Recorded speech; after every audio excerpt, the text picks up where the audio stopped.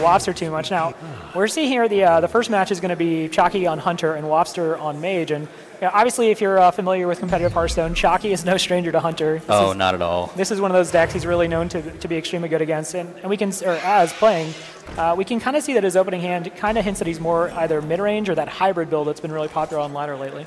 So how do you think this Hunter actually compares to what looks like might be a mix of mech or even tempo mage actually coming down from Waffster? Right, so traditionally, in my experience with this matchup, the Hunter really has to get a good early start because once that Mage drops something like Flame Waker and then goes into the Arcane Missiles and Frostbolts, it's very easy for the Mage to actually get board control, which makes it very, very difficult for the Hunter to get back on board. And when you're playing mid-range, the mid-range win condition is very similar to something like, Secret's Paladin or, even something like Zoo, where you have to get that board early and you have to hold on to it, snowball into your high main, snowball into your Dr. Boom, and then try to take the game from there. Now, unfortunately, looking at Waffster's hand right now, he missed out on that early game that usually is very crucial in terms of getting board control against a Hunter and just continuing that and keeping the pressure up so that the Hunter, which is normally an aggressive deck, has to somewhat play defensive. And by missing out on that, it's sort of the opposite way now, where the Mage is stuck to going into kind of a defensive position. Right, Waffster's got some interesting choices here. It's kind of like when you're playing Patron a little bit. You kind of have all these different pieces in your hands, and you have to figure out how to leverage them. And with Waffster here, he's going to go ahead and just use his hero power, and then he's going to go ahead and Arcane Missiles to get pressure off the board. We saw Chakki's turn 2 was very weak. He just put down the Ice Trap, not necessarily what you want to be doing. His turn 3, he has obviously more options. He can Eagle Hornbow, he can Animal Companion. Now, obviously, it'd be better if he could possibly look into leveraging that Freezing Trap to get value off the bow. But since Waffster doesn't have anything on the board, it seems more straightforward, just Animal Companion. And rolls Misha, which is very solid in this situation, just a big body. And exactly, that Freezing Trap on turn 2 is usually not something you want to be playing. You want to actually just continue your onslaught of Knife Jugglers, Haunted Creepers, Mad Scientists. But as we see from Waffster's hand, his only minions are at minimum 4 mana. So if you can actually get a Freezing Trap on one of those, that's tremendous value and actually will give you kind of the tempo you need to just continue dominating this game. Right, we see Waffster there, rather than play down something of his own, he decides to go ahead and address the board. Obviously, mid-range Hunter can get very swingy very quickly if not dealt with. So Chakki does have a great turn 4 option in that Piloted Shredder. Waffster has a Shredder of his own, but again, he's in a situation where he has to figure out if he wants to react, and he's thumbing over that Water Elemental. Now, Water Elemental can be extremely strong against Hunter because it can lock the Hunter out of the bow, but with that Freezing Trap down, there's a very real chance that was kind of almost a skip turn for Waffster because that Water Elemental will just go right back in the hand. Now, do you suspect that Waffster has actually been kind of tracking Chakki's past games throughout the tournament to understand or to know what type of traps that Chakki actually is in fact running, whether it's only freezings, whether he does have the Snake Trap, which we do see in hand? Obviously, Waffster, as a high-level competitor, is going to have been tracking Chakki and figuring out what's in his deck. That said, if he does know that, he at least knows that he's also running Snake Trap. And when the Hunter plays a trap on turn 2, as opposed to hero powering or playing down, like you said, a Knife Juggler or Mad Scientist, it's not because they want to. It's because that's the situation they're kind of backed into based on their mana curve. So it's hard for him to read what it might be, and he might be gambling here that it's Snake Trap as opposed to Freezing Trap. And if unfortunately for Waffster, that's not the situation. So we'll see how Waffster chooses to proceed. But Chakki's really laying on the pressure right now, knowing that Water Elemental effectively is not going to get to attack. Exactly, and we see here just by playing the minions like he has, he's just going to the face. He just wants to end this as quickly as possible. This is what Chakki does. He plays Hunter, he goes face, he ends the game quickly, and he's very good at that. Yeah, actually, Chakki, I would say, right alongside Jab, or him and Jab are both 2 of the best Hunter players, I would say, in the world. And absolutely. The important thing as a Hunter, when you're not playing that, just very face-oriented Hunter, is kind of knowing when to switch gears. And Chakki had been playing a little bit more like, let's just put a minion on the board, see what he does. And then Chakki just suddenly shifted gears last turn. He put down the Knife Juggler, he put down the Mad Scientist. He's like, now's the time to go. He understands Flame Strike won't be coming out even if Waffster has it for a couple of turns. So we see Waffster doing whatever he can just to hold back this damage using the Frostbolt and the Knife Juggler, which obviously represents quite a bit of damage coming from the Hunter's side. Right. Maybe he's banking on actually playing this turn 7 Dr. Boom to hopefully kind of regain some control of this game. Yeah, Water Elemental at 6 mana is almost kind of a dead card in this scenario against a Hunter because realistically, when can you afford against a Hunter to play a 6 mana Water Elemental? Exactly. Even at 4 mana, it's a little bit heavy against Hunters. The idea, though, is that it sticks, and unfortunately, because of that Freezing Trap, it didn't. Chakki's got a lot of damage in hand, and he just basically needs to start pushing. Plays down the Snake Trap, and now it's kind of on Waffster, if he can kind of figure out which trap this is, and obviously if he just attacks face, he can completely avoid the effective snake trap, but he's not in a position. He's very far behind in terms of health, so he has to deal with his board. Exactly, and Chakki is in fact representing lethal on board plus the quick shots in hand next turn. Whether or not Waffster realizes it or even expects it is really up to him, and how he can deal with it is just a whole nother question. He's just behind at this point. It's a very scary place when you're playing a hunter and they start really and then trade a 4-3 for a 4-4. Yeah, that's a pretty good shredder right there, piloted by Millhouse Mana Storm. So, but when you're playing against a hunter and you see they have 2 cards left and you're already looking at a lot of damage on board, obviously it turns to your worst nightmares of double kill command. Although in this situation, because Chakki has no beast, double quick shot is effectively the same with the caveat that he might, based on what he draws, get to actually cycle a card with the second quick shot. And so as we see here, Chakki is actually running 1 freezing trap, 1 snake trap. Does that surprise you in any way? No, I think when you're playing as Hunter, I played a lot of Hunter this past season and got to Legend with it, and it's kind of one of those things where secrets, obviously freezing trap is very powerful. It disrupts tempo. It allows you to get ahead on board a lot of the time, but if people can start predicting what you're playing and start playing around it, then it's not as strong as something like, snake trap can be as a surprise. I'm very impressed Waffster actually managed to clear the board last turn.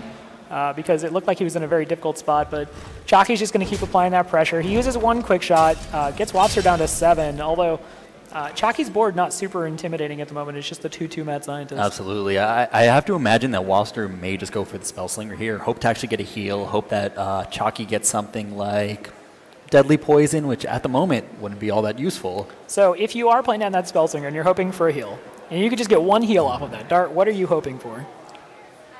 I want to say Tree of Life, but then he wouldn't actually be able to cast it in the same turn. Right, so you're probably looking for a flash heal. That is a huge draw, to quote a friend of mine. I was going to say, that's probably what you want because it's 1 mana and it allows you to develop an effigy. That is actually perfect then. Chakki got Shadow Form, which, looks cool.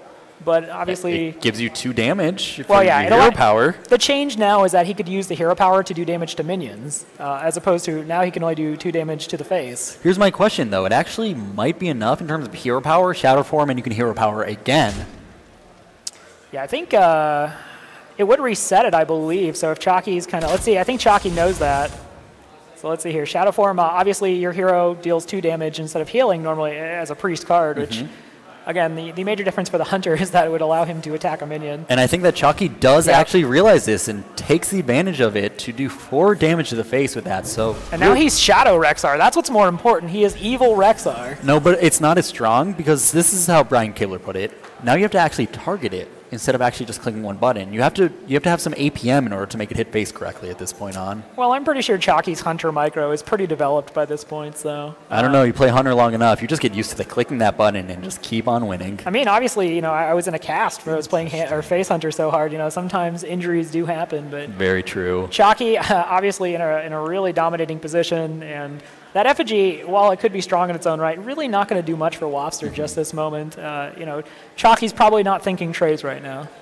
So Waffster is just hoping at this point that Chakki does not have any damage in his hand. He's facing down 2 on board, plus the 2 from the hero power. So he's just going to try to push to the face at this point and hope that Chakki doesn't have lethal. Yeah, this is one of those situations where you can't play to not lose. You have to play to win. Obviously, Dr. Boom on the board represents a substantial amount of damage. So if Chakki couldn't kill him this turn, I believe, Chakki would be dead on board to Waffster. So I got to say, for the start Waffster had, I think he did a really good job turning that match around to give himself an out to possibly win.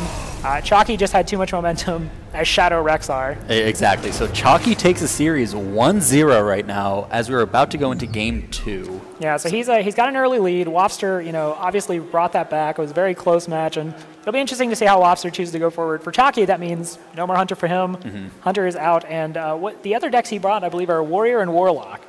Do you suspect what type of Warrior and Warlock they could be? Obviously, Grim Patron, very popular right now. Handlock, very popular. Do you think Chakki is going to go with those lines and continue kind of the trend, or do you think he wants to change things up, playing maybe a different version of decks here?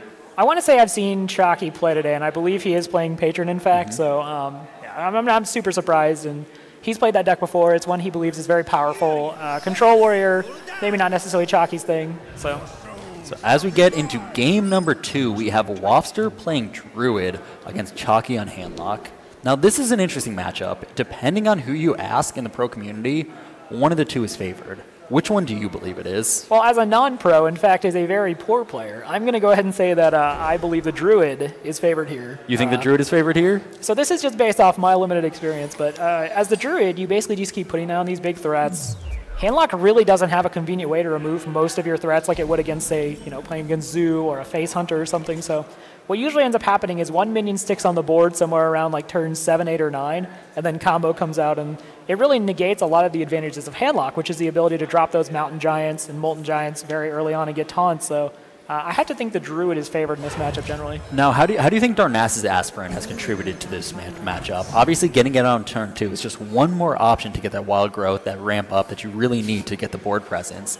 But at the same time, if you happen to get it late game against a Handlock, it's not combo, it's not something that will keep drawing you cards, and 2 attack is just something that will die to a Dark Bomb, will die to a Hellfire. It's quite easy to take care of. Right. I think it's contributed by meaning that you keep Dark Bomb in your mulligan phase. I think as a Handlock, there was a point for a long time where you were just looking for Mountain Giants, you were looking for Twilight Guardians, or rather Twilight Drakes, and now I think when you see Dark Bomb in your opening hand against a Druid, you're like, great, welcome to the team. Exactly. Aspirant has really changed a lot of matchups when going against Druid. You have to plan for that turn 2 Aspirant. Before, you would plan for a Wild Growth into Shredder, which, yeah, you could keep a Fire War Axe, you could keep a Dark Bomb, but getting your own minions out in those turns made a difference. While now, if you actually kill off that Aspirant, you prevent that turn 2 or turn 3 Pilot Shredder. Right, and we see now Chakki gets a pretty big draw there on turn 4. He gets that Twilight Drake. He actually didn't have, prior to that draw, one of the better turn 4 drops, which for Handlock is usually Twilight Drake, it's usually Mountain Giant. Even Void Caller can be super solid, especially with that Doomguard in hand. So Chakki is now in a reasonable spot. At the same time, part of the problem with Darnassus Aspirant is if you don't answer it, that Druid's going to turn 6 in terms of mana. Exactly, which is the perfect level right now for Keeper of the Grove Hero Power to kill off that Twilight Drake. The absolute best answer to this card. I was going to say, usually turn 6 for Druid is actually pretty uneventful generally. Against a Handlock, though, it's a great turn. Absolutely. We can see here, this is kind of what I was talking about earlier. It's not like these minions are super threatening at the moment, but they're going to keep putting in a little bit of chip damage. And then if Waffster can get to that combo, which we already see one piece of, as well as Innervate. And Chakki with a fantastic top deck. He was in a little bit of trouble in the position he was in. His only option was either to hopefully tap into something like an Ancient Watch or another Dark Bomb. Unfortunately, Waffster has a pretty good card in hand. Dart, from one med school professional to another. That's Boom. The doctor. That is the doctor. It's not exactly the prognosis you want to receive. No, not at all. And it completely negates the effect of the Loatheb. And here's one of the issues with it. He did it up against Chakki's turn 6, so he actually doesn't have the ability to both Hellfire everything off and Dr. Boom. So he's in a little bit of a predicament. I have to expect that the big game hunter is going to come down here. But then what else do? You have to be scared of a Savage Roar here. There can be a lot of damage coming up this following turn if Waffster happen to have the correct cards. Yeah, unfortunately for Chakki, this is kind of a situation, as you pointed out. He can't do everything he needs to do to clear the board. And he's going to go ahead and get rid of that Darnassus Aspirant, try to slow down the mana ramping. Waffster's still going to be on 7 mana, but obviously with Innervate and Force of Nature in hand, he's basically one card away from ending the game right here, that being Savage Roar, obviously. These can be some very important boom bots, and it goes face for 1. That is not actually what Waffster wanted to see. Yeah, that's more like a... And 1 again! Those are just not going his way right now. Those boom bots, I don't know if they don't work out, I don't know if they haven't eaten their Wheaties or something, but they are very ineffective boom bots. And now this is actually looking like it plays perfectly into what Chakki has in his hand with that Absolutely. Hellfire. The only problem with this, he doesn't have the Molten Giants to follow it up. That would be a great play. It would actually get him down to 13 health necessary to play a 3-mana Molten Giant. Yeah, we see there that Waffster actually chooses to trade in that Keeper of the Grove into the Loatheb, just try to make sure he gets some value off of that, as opposed to, again, putting him in closer to Molten Giant range. So this is kind of the weird head game when you play against Handlock, right? There's a point where you have to say, like, okay, you either have the Molten Giants or you don't, but getting to that point is incredibly scary. And we see Dr. Boom was lit up once again, so down it comes. Green means go, where I'm from. So we see, yes, as you pointed out, that Dr. Boom comes down, and Chakki's Dr. Boom is golden. That makes it so much better. I assume the Boom bots will do more. And important to note here, so Chakki played down the Dr. Boom when it was Waffster's turn 8 for mana. So he doesn't have to necessarily worry about the combo, and you didn't see Innervate combo last turn. So unless he gets it off the top of his deck, you know he doesn't have it. And Waffster's hand is actually not great right here.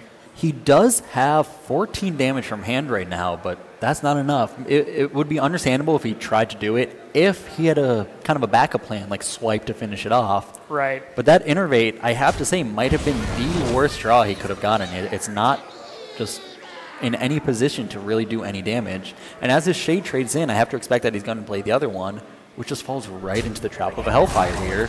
Well, you didn't see a Hellfire last turn, so maybe you're thinking, obviously with a Shredder on the board, like Hellfire's not super attractive, but maybe there's a world where you think he doesn't have it. Tiny Knight of Evil, makes a cameo off that piloted Shredder. Yeah, he has a very entertaining little voice about being evil. And yeah, unfortunately for Waffster, his hand is, I don't know, those Innervates rapidly lose value. So here's the question. Would you actually Hellfire here, or do you maybe consider even a Defender of Argus and kill off the 3-2, hopefully killing the 2-2 Shade? It's really the question is, how badly does Chakki actually want to kill the Shade Renaxaramus off the board? So this goes back to the complexity of playing Handlock. There was a player, I can't remember, it might have been Raynad back in the day, who said, like, there's a million options as Handlock some turns, and usually there's only one correct one. So, that seems pretty accurate. Right, when you look at what Chakki has in front of him, now he doesn't deal with the Shade, so maybe the Hellfire, maybe you're so scared of the Shade. That said, based on what Chakki has seen so far, he knows combo's not in hand, or at least Innervate combo. He knows that's not in hand. So it's kind of up to him whether he wants to maybe do something like Thaurissan and taunt up, maybe just heal bot. Again, there's just so many options in his hand as far as what he wants to do. He has double heal bot. So in theory, if the Druid doesn't draw out like an Ancient of Lore or something here, start really putting stuff on the board, Chakki can kind of just, chip damage him out until he finds a more permanent solution to deal with the Druid. And he really wants to play it safe here. He's not even taking the chance of just normal combo, Innervate hero power, because if he played the Emperor Thaurissan and just taunted that up, that would have been game if he happened to get the combo here. Right, and we see Living Roots off the top for Waffster, and generally speaking, this is not a card you want to see at this point in the game. No, I would have to say Living Roots is good against Handlock in two situations. One is to get early 2 little 1/1 minions, start picking away, allowing you to control the board that way. Or 2, at the end of the game, to go along with combo to do an additional 2 face damage. Yeah, but as we see with his current hand, he's kind of strapped for cards, and he's really just trying to find whatever he can to keep Chakki's board clear, so that when he does draw the combo, he can actually end this game. Right, and as I mentioned earlier, traditionally, at least in my opinion, I believe the Druid is favored in this matchup, but it's kind of one of those things where, he never got an Ancient of Lore, he hasn't drawn a Savage Roar. There's things that the Druid needs to draw to really kind of make this matchup more problematic for the Warlock, and Waffster hasn't gotten him, so he's just kind of been on this plan of like delay, and Chakki plays down that Hellfire to get rid of the Shade. On the last turn, he's really able to do it, and yeah, Chakki is now in a very commanding place with that second heal bot down, back up to 28 health. Exactly. Chakki's playing very, very cautious, realizing that Waffster probably has one piece of the combo, probably has some very useless cards, whether it was Wild Growth and he was just waiting until turn 10 to be able to use it, or a Keeper, which you just draw. The card quality right now coming from Waffster is not high enough to compete with the ability of the Handlock to just continually draw large threats. Right, and we see here, Chakki, when you play Handlock, that early game is all devoted to tapping. It's devoted to getting a lot of resources. The mid game against the Druid, you're kind of putting this frantic scramble to try to stay alive before the Druid combos you. But now he's kind of back in the point where he's safe. He can start looking for resources. He can basically start just outvaluing Waffster. And Waffster's going to have to draw into something like an Ancient of Lore because combo, doesn't even do it anymore. It exactly. I was going to ask you, what do you think Waffster needs to draw into? Obviously, Ancient of Lore is a good start. I think. But then off of that, what do you expect? Does he need a Thaurissan into a double combo? Because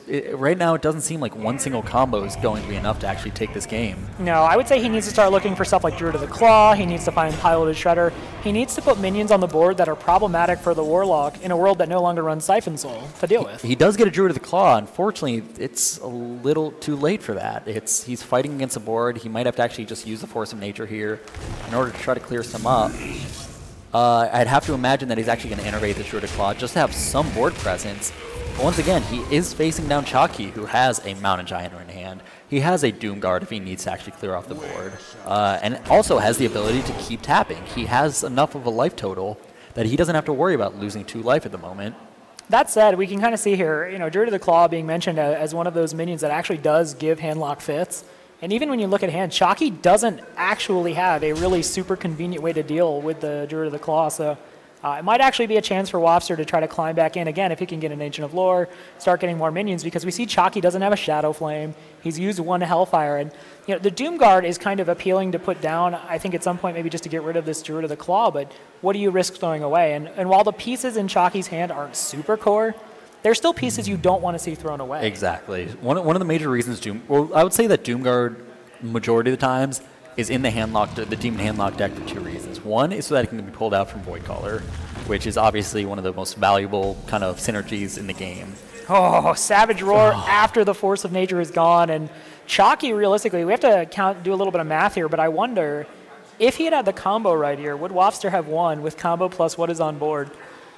Well, he would have the 14 from the combo, plus the 6 from the Druid of the Claw, so he'd have 20, plus the 4 from the Keeper of the Grove, so that would still only be 24. Yeah, so you see Chakki's last play, it was him actually understanding that, unless there was like a double Savage Roar that came out, which Waffster wouldn't have had enough cards to do. Chakki completely understands his outs right now. He just puts stuff on the board, knowing he has the Defender of Argus, knowing that he's actually getting to a point where he could just play the Doomguard with no penalty because he's so low on cards, which usually a bad thing for the handlock, but he's developing such a brutal board here. Exactly. Chakki, every single turn this game, has been calculating first of all, what is the chance that my opponent does have combo? Right. And second, now that I'm already in the lead, what is the one way he can win? And he's keeping himself out of those combo ranges to a point that he can't die, and he understands that as long as he keeps drawing cards, he has larger threats than the Druid. The Druid's obviously out of cards at this point, so he has very little to actually worry about at this point. Right, and we see Jiraxis off the top is just another way for the handlock to win this out by putting on Jiraxis, going ahead and just starting making those Infernals, start running over the Druid eventually. But I think it's worth pointing out here that when you look at kind of what's happened, Waffster's been forced to just keep using combo pieces to clear board, stay alive, try to get some damage in, and Waffster getting that Savage Roar after he'd used the Force of Nature is pretty tragic. And now Chakki has a reasonably sized big wall. He can just go ahead and start trading out those minions, and he's in a really good spot to even possibly next turn just play down Jiraxis if he wants to. So it looks like he's going to just throw down the Doomguard, lose the Jiraxis, but he trades it for a 5/7 minion with charge. It's just well worth it in this position. Again, Druid is not the kind of deck that can deal with a 5/7 minion very easily at all. And we kind of, obviously Druid is famed for its ability to just deal 14 damage at once, and Chakki's going to take this, so he is up 2-0. We talked about the fact that he probably does need to 3-0 to stay alive as far as the chances of advancing at the group stage, and he beat out Waffster in what is as you said, kind of a contested matchup as far as like who has the advantage, but he's up 2-0 now, and he just has to win one more game to really keep his hopes alive. Exactly, and his final deck, actually, like you mentioned before, is Patron Warrior, which for some people, obviously it's one of the better decks currently in the meta, but because of that, a lot of the people in this tournament are targeting it. Even though there aren't all that many hard counters to it, you still might be at a disadvantage depending on what else Waffster brought. Which, Waffster bringing that Mage, Warlock, Druid lineup, and honestly, all three of those decks in the right circumstance can beat Patron. So, which, if you are going to go into this situation as Waffster and you have to beat Patron, what deck do you believe out of your three decks gives you the best chance? I think right now it's reasonably well accepted that Demon Handlock at least puts up the best fight. It's the amount of big threats that it can put out. The Patron Warrior, a lot of the times, just can't deal with them.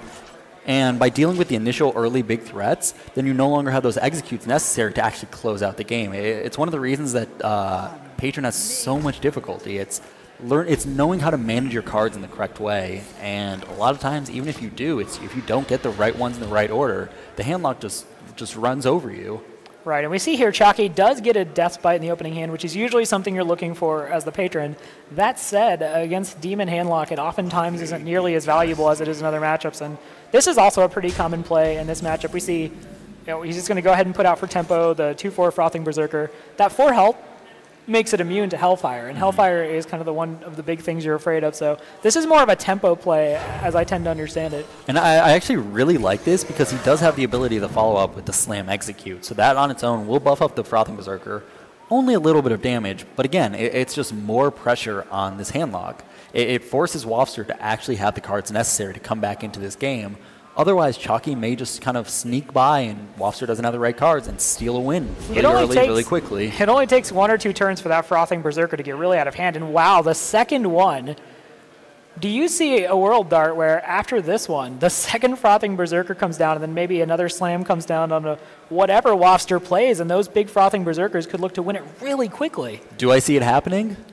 Do you believe in the dream of double Frothing Berserker winning the game by turn 6? I would love to see it. I would love to see if Chakki has the confidence enough to actually throw down the other Frothing Berserker, because usually that's the card you want to finish it out with a Warsong Commander, with some Whirlwinds, with some Ghouls, and just kind of do quite a large burst to finish it off. Wow, so we actually see he doesn't deal with the Drake. He looks like he's just putting in damage. Maybe, I don't know, Chakki, doesn't have the ability to execute. I'm curious about that play, but I'm sure Chakki has a plan behind that one. Might just be looking to get some damage in now, understanding that, that obviously the Frothing Berserker is going to get traded out. I think because now that he actually drew the other Frothing Berserker, he can play for more of the late to middle game, where he ends it with a Warsong Commander Frothing Berserker play with the Deathbite he's probably about to get out very soon. And this actually looks like it almost forces the Twilight Drake to trade in for the Frothing Berserker, which allows Chakki to keep that execute for later to get through a taunt by using one of the initial Whirlwind effects to kill it off. See, and this is why I maintain that I'm just not a very good player, because when I saw that double Frothing Berserker, I was like, I believe in the dream. I'm just going to do it. And obviously with Chakki basically fighting for his tournament life, he has to be a little bit more cautious in how he plays. And we see now he actually has kind of the combo in hand. So the execute will allow him to deal with anything big that comes off the Void Caller. Now this is big. Chakki actually may have an opportunity to set up lethal here. If he uses the Deathbite and just goes face with the Armor Smith, it puts him down to 17 health. Right. The following turn, if the Armor Smith happens to live, he will actually have the Deathbite Armor Smith. So he'll have 5 there, 6, 7 from the initial Frothing Berserker with the Warsong Commander, plus the Inner Rage for another 3 for 10, and a Whirlwind effect on currently he'll have 4 minions, so that'll be 14, plus the other Deathbite hit, which would be, wait, no, I already counted that, I'm sorry. But depending on... See, this is why when I cast Patron, I'm just like, I'm going to let the other guy do the math, because I am not strong enough at math to try to figure out Patron in a short amount of time. Oh, exactly. I'm the same way. I have to have, like, complete silence. I go life coach style, just, like, go into my own zone, think of every single possibility, count it all out. When I even play Druid, right, I'm playing with, like, I go into accessories on my hotbar, I bring out, like, the calculator. I'm like, all right, 14 plus seconds, Savagor. So I'm nowhere near qualified to do the Patron math. But Chakki took the line of play you were talking about it and went for it. And now Waffster has to make some decisions. And if he doesn't play down the taunt, did you come to the conclusion that he's dead, or would he be okay still? So... if he puts it all out right now, I think... Oh, a second inner rage! That does it, right? That's absolutely lethal here. Wow, Chakki taking a bold line, but it's going to pay off. He's going to 3-0 and keep his tournament dreams alive. And if you're Waffster, this is just... We've seen this maybe once or twice before, but it really, as you said, takes confidence in your line that you believe that this is going to pan out. And I don't know, we'll have to look at this after, but I feel pretty confident that the only way Chakki could do this is by drawing that second inner rage. I think you're correct. We'll see. He will have 14 damage exactly. Ooh. And that is it. Chakki takes the match over Waffster 3-0. Not only winning this match, but gives him the opportunity to continue into the single elimination bracket tomorrow. Yeah, I believe now his fate is in Tides of Time's hands based on that group stage, so we'll have to see how that goes. But really well played by Chakki to kind of understand